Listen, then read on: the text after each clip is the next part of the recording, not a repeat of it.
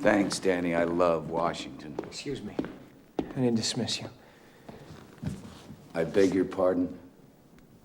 I'm not through with my examination. Sit down. The final showdown between Tom Cruise's Lieutenant Kaffee and Jack Nicholson's Colonel Jessup in A Few Good Men is arguably one of the greatest courtroom scenes in cinema. Over the course of the film, we watch Kaffee, a military lawyer out of his depth, struggle to bring justice to the case he's been assigned. But here, in the final scene, it all comes to a head. He goes toe-to-toe with Colonel Jessup and slowly backs him into a corner, applying pressure until Jessup finally snaps and admits to ordering the code red, and in doing so incriminates himself. But there's something else going on beneath the surface. It's subtle, almost invisible if you're not looking for it, and that's the way the scene is framed and blocked. Nothing flashy, nothing showy, but enough to quietly underscore the rising tension and illustrate the power shift taking place. It's simple, it's effective, and it's worth taking a closer look at. Now, if you haven't seen A Few Good Men, it tells the story of two US Marines who are accused of murdering a fellow Marine at Guantanamo Bay. What seems like a straightforward case soon reveals something far more complicated. The accused claim they were acting under orders, carrying out a code red, an unofficial disciplinary measure that's not supposed to exist. We meet Lieutenant Daniel Kaffee, a young Navy lawyer known more for plea bargains than trials. He's assigned to defend the Marines, but it's clear from the start he's in over his head. Unfocused, unmotivated, and reluctant to dig too deep. But as the case unfolds and with pressure from his co-counsel, Kaffee begins to uncover a chain of command that may lead all the way to Colonel Nathan Jessup, the commanding officer at Guantanamo Bay. Kaffee's defense hinges on proving that the Marines were following an order, that they were set up to take the fall for something bigger. But proving that means putting a high-ranking colonel on the stand and pushing him to admit he gave an illegal order. And the stakes are sky high. Kaffee isn't just trying to win a case, he's gambling with his own future. If he accuses a decorated Marine colonel of issuing an illegal order without being able to prove it, he risks being court-martialed. It's a career-ending move unless Jessup says the words out loud, which means Kaffee has one shot, and he has to push Jessup just far enough to get him to break. Now, Colonel Nathan Jessup is a hardline, old-school military leader who believes in discipline, loyalty, and in doing whatever it takes to protect a nation. He sees himself as above reproach, a man who makes the tough decisions so others don't have to. Jessup doesn't just represent the chain of command, he is the chain of command, and that's what makes him such a formidable obstacle. He's arrogant, untouchable, and so convinced of his own righteousness that getting him to admit wrongdoing isn't just unlikely, it's nearly impossible. Now, there are 4 distinct shots in this scene that, to me, fit together like pieces of a puzzle, each one tracking the gradual downfall and eventual defeat of Jessup. Beyond the blocking, which already helps convey the mounting pressure over the course of the scene, these shots are placed strategically throughout the 14 minutes to visually express his unravelling. And that's worth paying attention to, because this film came out in the early 90s, a time when most dialogue scenes were shot using what's known as basic coverage. A wide shot to establish geography, shot reverse shot for dialogue, and maybe a few inserts to break it up. It was about efficiency, not expression, but in this scene, a handful of carefully chosen shots stand out, not because they're flashy, but because they're saying something, and together they tell the story of a man losing control. Now, let's dive in. The scene begins with Kaffee standing to address the judge and call his witness, the witness being Colonel Jessup. But instead of covering this moment with a simple wide shot and a locked-off camera, something we've seen in the prior courtroom scenes, we get something more deliberate here. The camera tilts up and dollies forward on Kaffee, landing in a medium close-up that looks up at him. It's subtle, but it immediately shifts our perception. For the first time, Kaffee feels in control. After spending most of the film uncertain and second-guessing himself, this shot tells us, without a word, that he's ready. The low angle gives him a sense of power, and the camera moving in feels like he's committing to going through with the accusation. And this power is immediately challenged by the next shot, Colonel Jessup entering the courtroom, the first of the 4 I mentioned earlier. It's a low-angle tracking shot that moves backwards as he walks into the courtroom. The camera is positioned so low it's almost comical, but it's making a strong point. This is a man who holds authority. It's a striking contrast to the previous shot of Kaffee, and it's visually setting the stage. Now again, this moment could have easily been covered with a static wide shot. It's just a character entering a room. but the low angle paired with the choice to dolly backwards only as Jessup walks in gives the shot weight. He doesn't just enter, he commands the camera, and by extension he commands the space. And when the shot ends on Kaffee with Jessup walking out of frame, it quietly tells us where this is heading. Kaffee is about to challenge that power. We already understand this narratively, but Reiner and cinematographer Robert Richardson show it to us visually, and in doing so they prepare us subconsciously for the confrontation that's about to unfold. As the hearing begins and Kaffee starts questioning Jessup, the camera keeps its distance. We never get particularly close to the Colonel. He's consistently framed in wide shots, mid shots, and the occasional medium close-up. Even his over-the-shoulder angles are wide and expansive, reinforcing the idea that there's no real threat to his power, at least not yet. The same goes for Kaffee's perspective shots. When we see Jessup from his point of view, the space between them feels vast. The framing tells us exactly what Kaffee's up against, that Jessup is untouchable, insulated, and for now completely in control. With all the questions Kaffee's hurling at Jessup, the Colonel deflects them with ease, but the tension is starting to build, and the film reflects that through simple, deliberate blocking. Jessup tells a lie, and Kaffee knows the truth. That knowledge gives him the power to step forward, moving closer to Jessup, and take position in the middle of the courtroom. Here. It's a small move, but it changes everything. He's no longer just addressing Jessup, he's beginning to confront him. And with that shift comes a new series of shots that begins to visually track the power dynamics as they start to shift.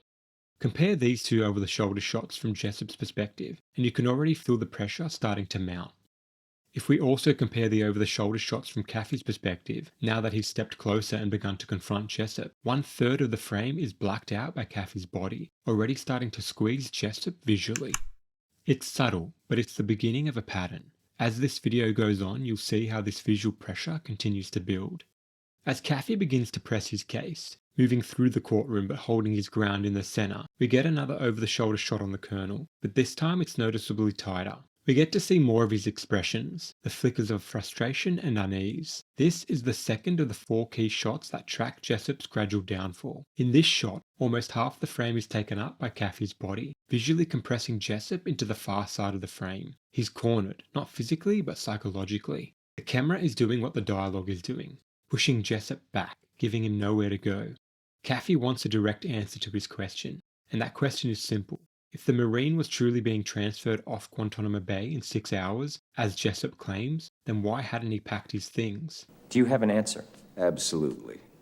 And after 6 minutes of mostly static, locked-off coverage, we get the scene's first and only push-in. It moves out of the compressed over-the-shoulder shot and into a tight close-up as he answers Kaffee's question. It's a deliberate shift, and it signals that something's changing. The pressure is mounting on Jessup, but not completely. The dolly forward, paired with the fact that we know Jessup is lying, is a brilliant choice. Close-ups are inherently revealing. They draw attention to the face, to the micro-expressions. This is a moment of dishonesty, and the camera brings us in to witness just how composed Jessup remains while telling the lie. He doesn't flinch, he doesn't break, and that's the point. Kaffee is going to have to do better. If he wants to crack Jessup, he'll need more than just facts. He'll need to accuse him of ordering the code red, and he'll need to do that by pushing him emotionally. Kaffee takes a moment to compose himself after Jessup's flawless answer.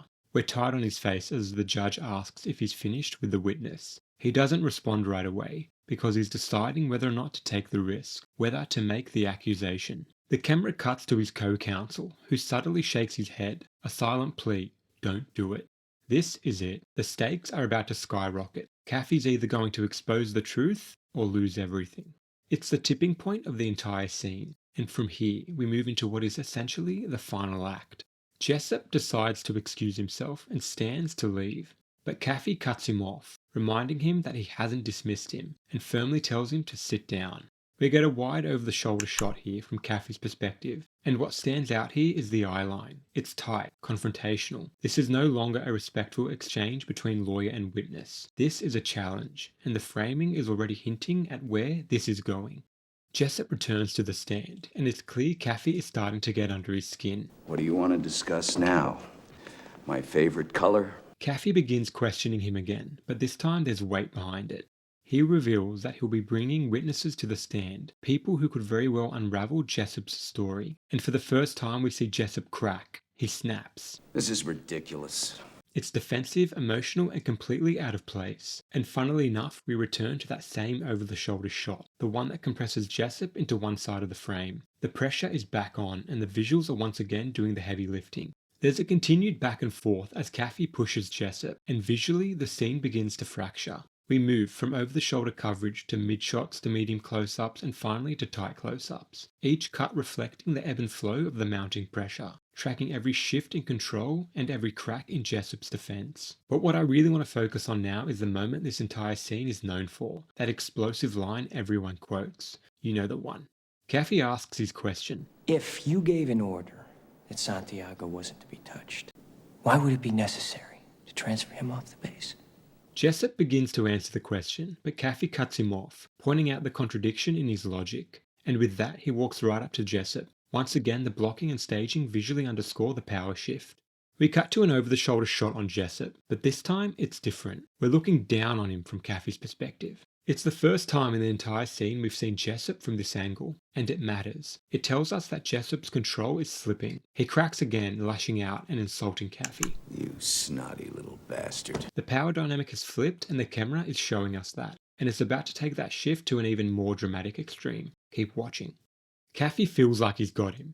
He goes for the accusation. Loud, direct, explosive. And what's brilliant is how it's staged. He walks out of his close-up and into a wide shot. It's a bold physical move that mirrors the risk he's taking. By leaving the safety of the close-up, where he was in fact framed with power, he exposes himself, letting the audience know it's all or nothing now. The outburst leads to one of the most famous exchanges in cinema. You want answers? I think I'm entitled. You want answers? I want the truth! You can't handle the truth! We stay tight on Jessup as he delivers a monologue that lays his psyche bare. It's intense, revealing, and completely unfiltered. Kaffee stands and listens, but he isn't rattled. He's not interested in the philosophy. He just wants the answer. So when Jessup finishes, Kaffee launches right back into his question. Did you order the code red? I did the job. Did you order the code red? You're goddamn right I did! And bam, Jessup finally cracks. And with it, we get the third of the 4 key shots that tracks his downfall. We get a stylized, clearly deliberate close-up shot looking directly down on him as he admits it. It's the only time we see this shot in the entire scene, which tells me it was a conscious and intentional choice. A visual cue that Jessup's power is gone as we look down on him. He's no longer the man commanding the courtroom. He's just confessed, and the camera makes sure we see him for what he is. Small, defeated, and exposed. There's one final shot that I think brilliantly crescendos this entire sequence. The fourth and last in the visual track of Jessup's downfall. After confessing, Jessup stands to leave, still convinced he's done nothing wrong. But then the judge orders the military police to take position. We cut to a wide shot. Jessup is frozen in place. The men flanking him, and without a word, he's visually trapped. This shot finishes what the others started. He's no longer in control, no longer the towering authority figure. The frame boxes him in, almost like he's already in a cell. His downfall is complete, and the camera makes sure we feel it. What could have easily been just another generic courtroom scene, a static exchange of dialogue, is elevated into something far more gripping, thanks to the direction of Robert Reiner and the cinematography of Robert Richardson. Through precise blocking, carefully chosen angles, and restrained but deliberate use of camera movement, they transform a legal argument into a psychological chess match. And it's done with such clarity and intention that you could actually watch the entire scene without sound and still understand exactly what's happening. That's the mark of great visual storytelling, and it's something A Few Good Men deserves more attention for. I'm gonna rip the eyes out of your head and piss in your dead skull! You fucked with the wrong Marine!